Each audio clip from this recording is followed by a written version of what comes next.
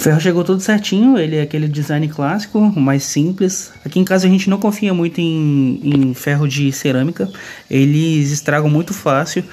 A gente já estava no nosso segundo, aí decidimos voltar para esse porque ele dura bastante tempo.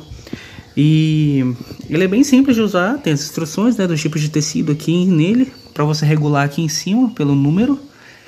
O cabo dele, ele é 360, né?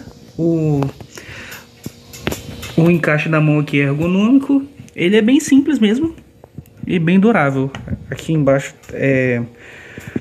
o revestimento, se não me engano, era aluminizado. Eu não tô lembrando agora. E tem o salva-botão aqui também. É um ferro simples. A gente comprou mais pela durabilidade. É isso aí.